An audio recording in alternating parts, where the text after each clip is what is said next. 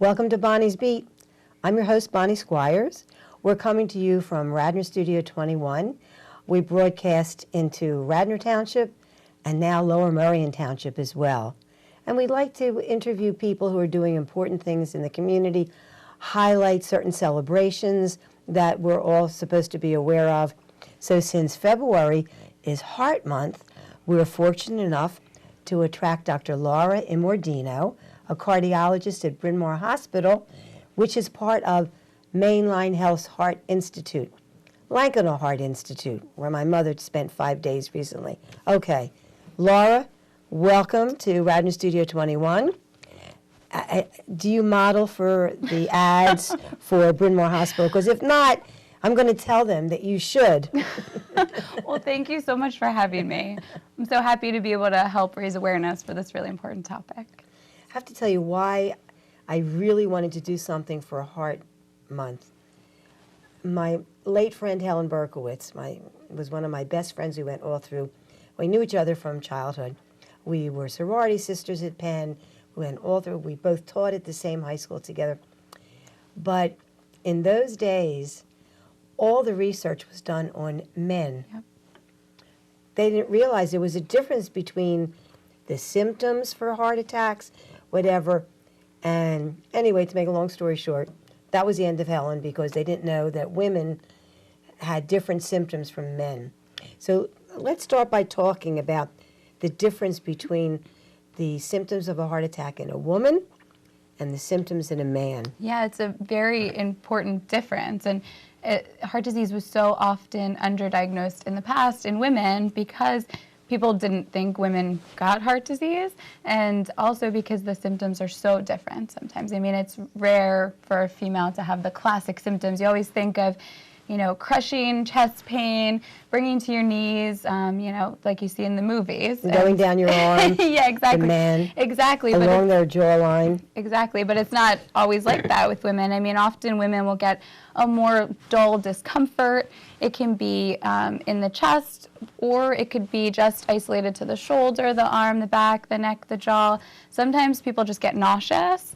Sometimes women will just feel shortness of breath, or even just they can't put their finger on it, but they notice that they're maybe a little more short of breath with activity, or they feel more fatigued, they can't keep up with what they used to be able to do. And so sometimes it's much more subtle in women. So it's important to be aware that it's such a common problem in women so that you know to look out for these more subtle findings. Does it happen more often when a woman has a history of smoking cigarettes? Absolutely. So there are That's something else. There are several risk factors that we, look at in determining each woman's personal risk for developing heart disease, and smoking is one of the big ones. Women are so busy taking care of the men folk that they don't take care of themselves.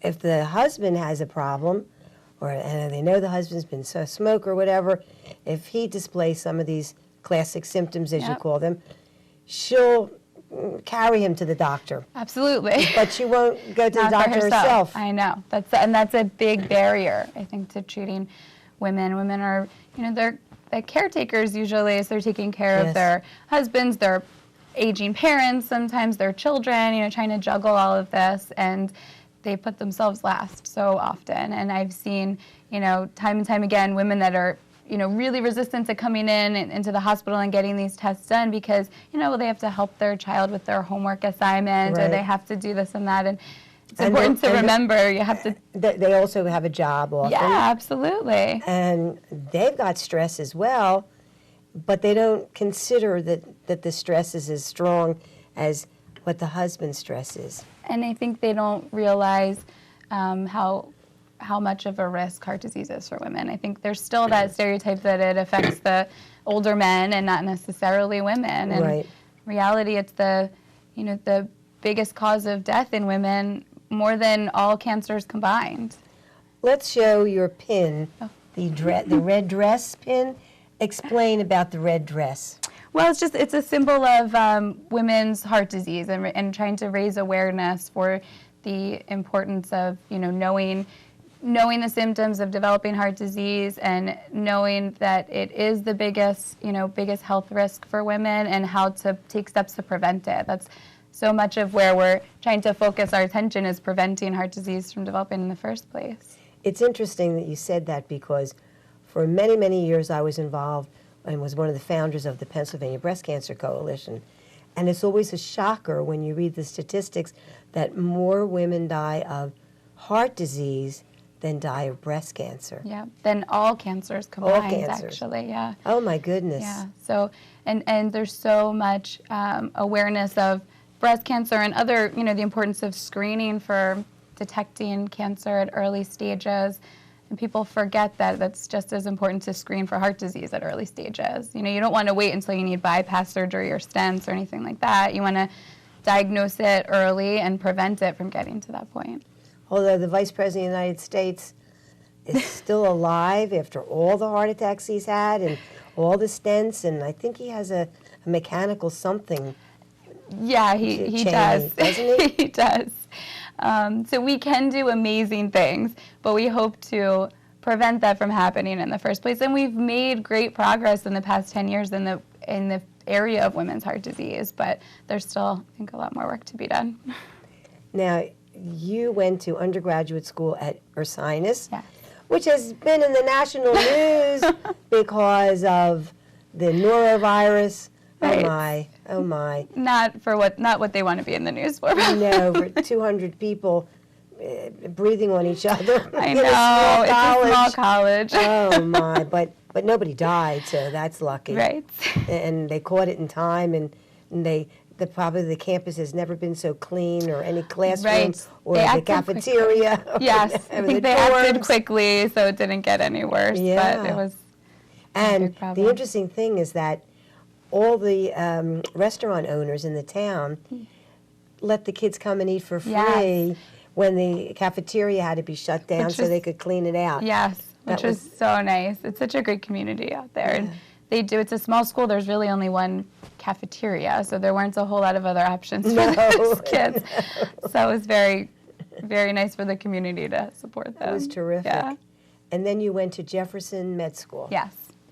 So Jefferson University, which they've got a few outstanding donors, like Sidney Kimmel, Yes. right, which is wonderful. A little bit of a help to. It's now the Sidney Kimmel Medical School Yeah. at Jefferson University. Okay. Which is very nice. That's even news to me. They keep changing the name, I think. Oh, well, I was there 2 years ago when Sydney and Caroline were there, Oh and they, and President Klasko made this wonderful, it was a fabulous event, press conference, reception, whatever. But Sidney Kimmel, he never forgets his hometown, Philadelphia. And here's a guy who probably took trolley cars when he was a teenager, didn't have money, but smart, very brilliant guy. And yeah, it's the Sidney, they gave everybody a T-shirt, Sidney Kimmel Medical School at Oh Jefferson. my gosh. Yeah, you have to get one of those I know, T-shirts. apparently. They're terrific.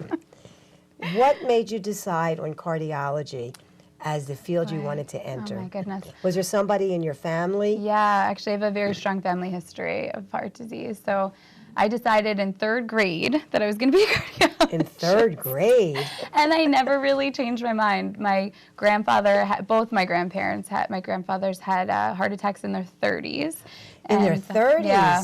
That is really Yeah. young. Were they smokers? Yeah, I think almost everybody in that generation was, but yeah, they were smokers. They didn't have any other, it's just a strong genetic, predisposition really. And I have a cousin who had congenital heart disease, so he was born with heart disease. So I guess I just had so many experiences, and it always made sense to me. It was something that, I understood the way it worked, and I liked educating people, and there's so much room for that in cardiology in terms of prevention and, preventing heart disease, preventing heart failure. There's just a lot of room for, educating patients, because we can really do so much to prevent heart disease. I mean, the American Heart Association estimates 80% of heart disease is preventable with healthy lifestyle. 80%? Right, 80%. Oh my goodness.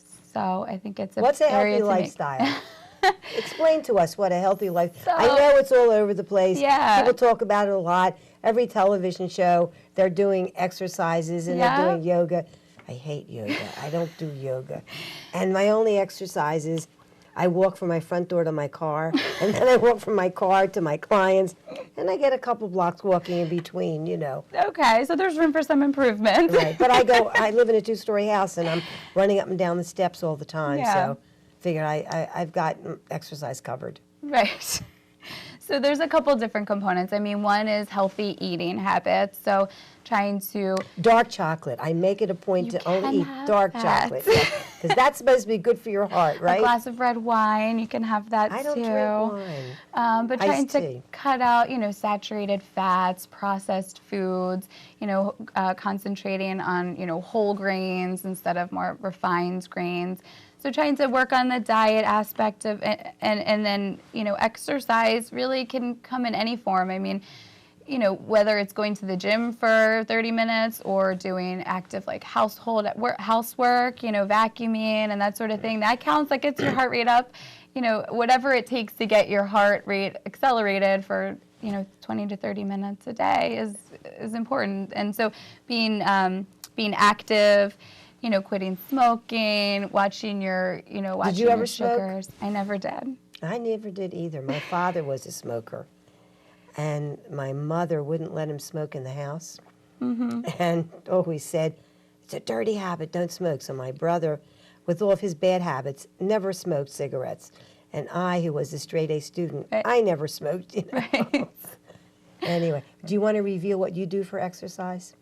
Sure. Well, it's hard for me. I mean, I work. I have 2 little kids at home. How old are your children? They're 2 and 5. Those are little kids. They keep me busy. I think a lot of my exercise is running after them sometimes. What does your husband but do? He's a software engineer, so he has a little more flexible hours, which is helpful. Okay. But I try to get my kids involved in exercise too. I think sometimes it's hard to want to come home and after not seeing them all day and go to the gym. So I'd rather spend time with them. So if it's hiking, going for a walk, it's not necessarily, I'm not able to go to the gym for an hour every day. I would never see my family, so I try to incorporate them into it.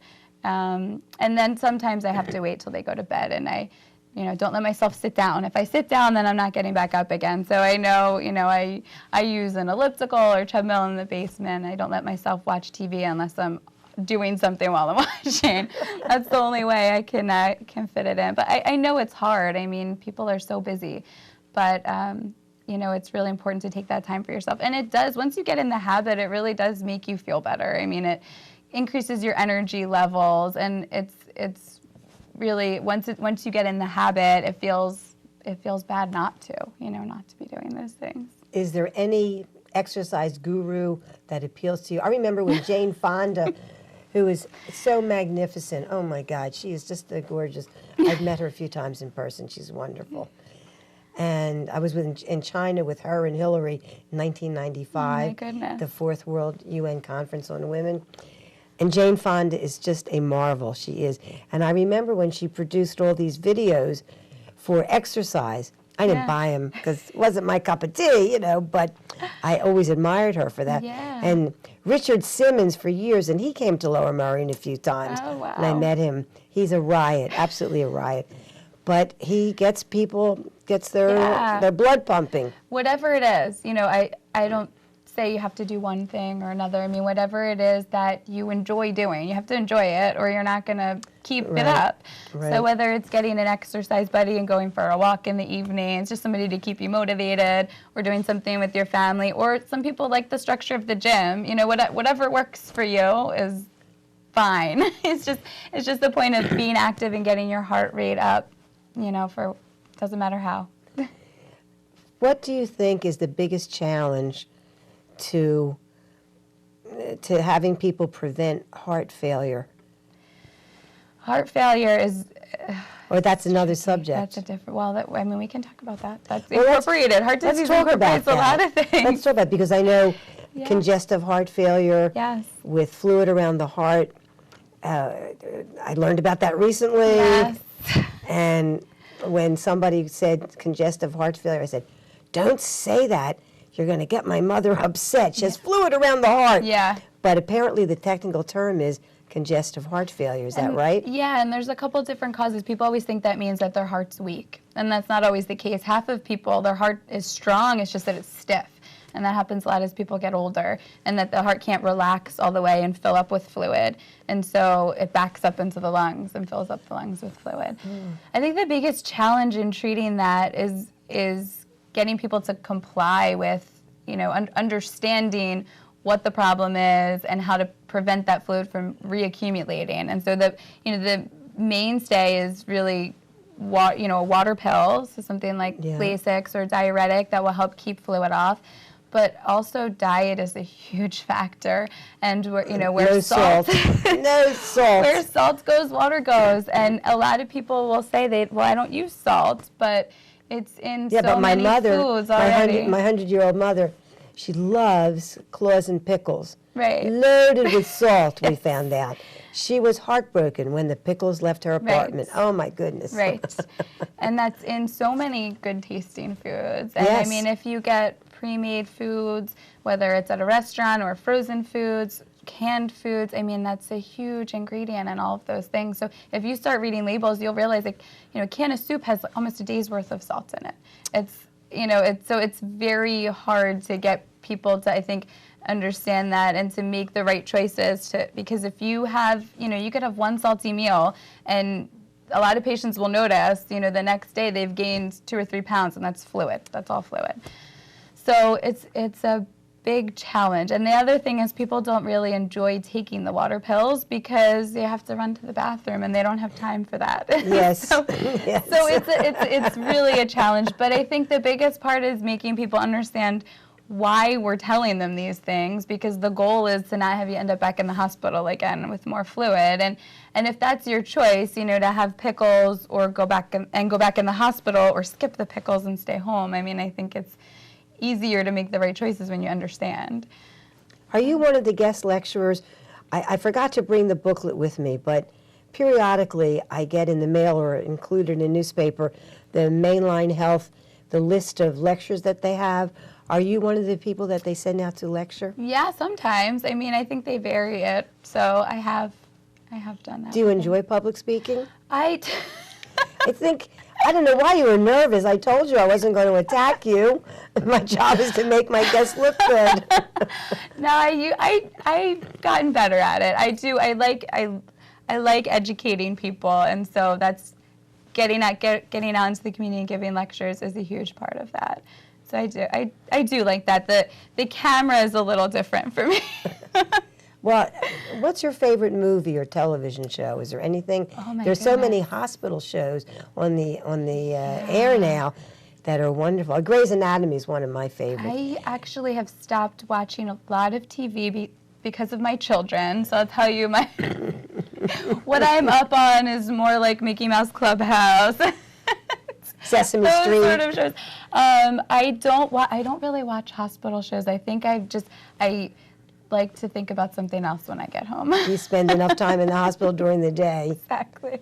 Now tell us about the relationship between the Mainline Health, Lankenau Heart Institute, and Bryn Mawr Hospital. You're all part of Mainline Health. Yep. And the Heart Institute didn't realize that it straddled, but a friend of mine, Dr. Hal Robinson, used to be a cardiologist at Bryn Mawr Hospital. Okay. He retired young, took up oil painting, very talented, yes. But tell us the relationship between the Lankenau Heart Institute and Bryn Mawr Hospital's cardiology department. Yeah, the Lankenau Heart Institute encompasses cardiology at all of the Mainline Health hospitals. So our Bryn Mawr cardiology department is part of that. So it's kind of like an umbrella over all the Mainline Health system. And who is the head of the whole Lankenau Heart Institute? Oh my goodness. Well, I forgot. I don't know if they're... Dr. Gray I don't even know how many weeks ago. He just started a couple If you're weeks hearing ago. a disembodied voice, that's because Megan is a PR person from Mainline Health, and she was supplying the information that somebody brand new had just taken over. So thank you, Megan. So Dr. Gray, our apologies that we didn't know about you ahead of time, but now we know who you are. Yeah, just for a couple weeks. So I will be meeting him soon, but I think he came from Texas. Maybe right. What's your typical day like? What time do you have to be at the hospital? Oh my goodness, it varies a lot. But when I'm in the hospital, when I'm in the office, I can, it's a little bit later sometimes. But when I'm in the hospital, I start at 8. So it's not too bad. Enough time to get the kids up and out of the house before I get there. You have them in a daycare setting? My son's in preschool, and my 2-year-old is home. We have somebody, a nanny at home that helps take care of her. Okay, that's good. That's good. What language does the nanny speak? She just English as far as I know. It'd be great if she knew more and could teach that. I'm sure that's something at a young age that they can pick up so quickly. But no, we haven't done that yet. All right. Now, when you're in the hospital, are we to believe any of these hospital shows about what happens when they say, cardiac arrest, bring the cart, then it's clear, and they're, To some extent, I think usually that's very dramatized on TV. But, when there's a cardiac arrest, that's what happens. Everyone comes very quickly and with the code card, and some of that is actual, but it's often most of those things are very, very dramatized, and how quickly people get better after cardiac arrest is not true most of the time. Okay. It's often a long recovery period as opposed to, snapping your fingers. There was a whole group of people who had had heart transplants that were assembled in the Franklin Institute in front of their giant heart model. Oh. So I don't know whether your heart institute does replacements for hearts or just valves or what. We do really up until heart transplants. We do it like the whole spectrum, like in a heart institute. So we do minimally invasive procedures. So doing valve replacements, with open heart surgery, as well as doing it through, through the arteries and doing it less invasively. We're able to do that. We do, assist devices. So like you were talking about, like Cheney has an assist device where it's like a mechanical heart. Yeah. So we can do things like that. But up until we don't do heart transplants. But there, like I said, there's so much that we can do to even get to, before you even get to that point. Fortunately, it's not that common. Yeah. If you had a magic wand, what would you put in place that may not exist today? Is there something in heart care, yes, in cardiac care? I think probably a better bridge between maybe the hospital and home in terms of education and compliance. I think that's where we have the most room for improvement is getting that transition home, because so many people end up not understanding their medications and missing medications, and ends up back in the same place again and back in the hospital. So that we can do so much with medications, but we get fluid off and blood pressure well controlled and cholesterol controlled because of the medicines.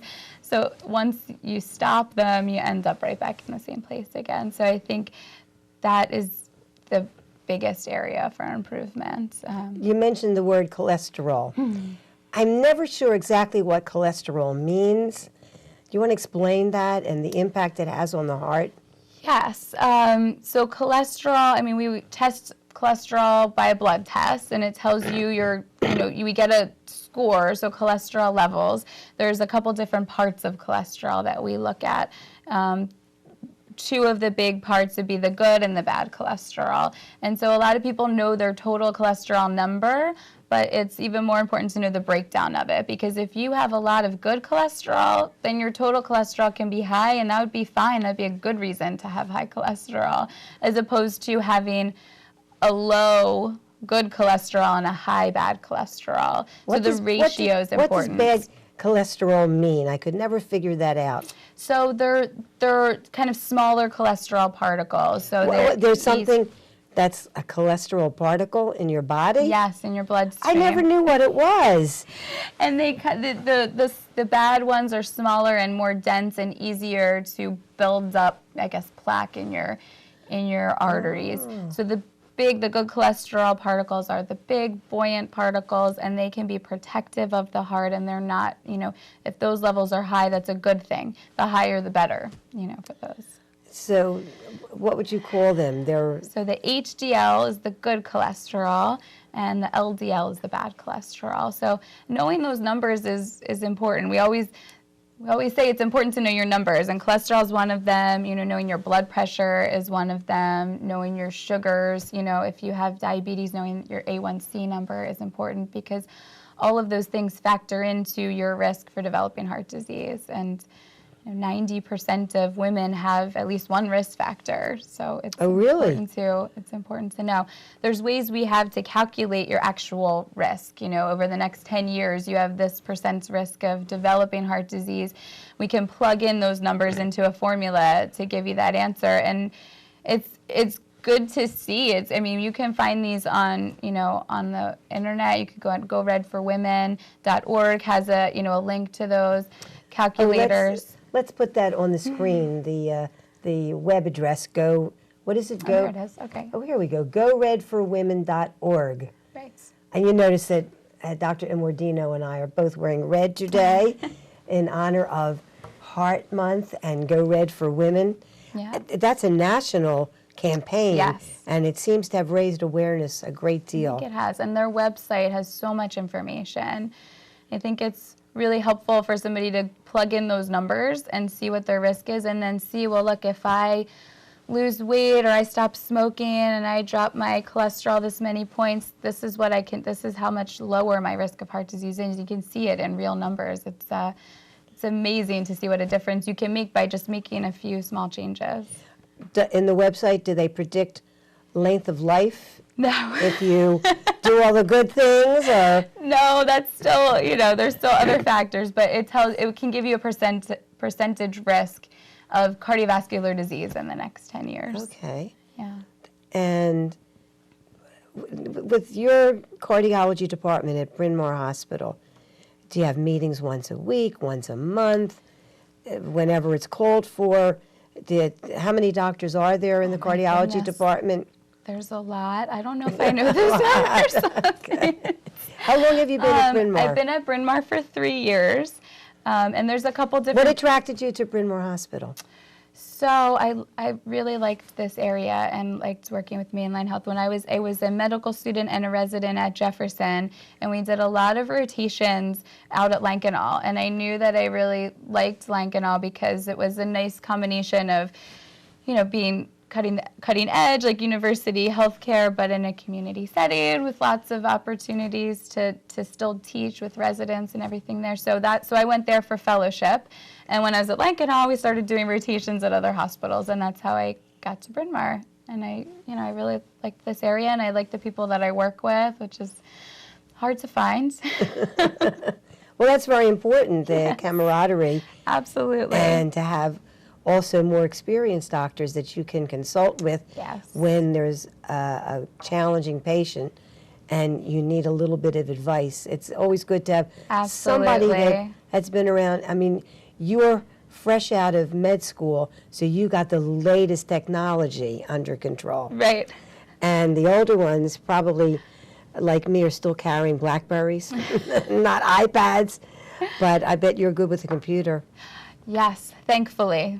Yes, because that transition to electronic medical records is difficult if you can't use a computer. Oh, I forgot about that. It takes so much time to put everything. To learn all of that. Yeah. Yes, it can be a great benefit in terms of information gathering and sharing, but it's a hurdle to get into to begin with. And we're also helped by the fact that there are movie stars and television stars and prominent people who will go public with their heart problems. Yes. And that inspires other people to pay attention, to stop smoking campaigns, and so on. Absolutely. Yes. Well, our guest today has been Dr. Laura Immordino, who's an MD, cardiologist at Bryn Mawr Hospital, which is part of Mainline Health's Lankenau Heart Institute. So thank you so much, and thank you for helping us to celebrate Heart Month. Yes, thank you for having me. We'll see everybody next week.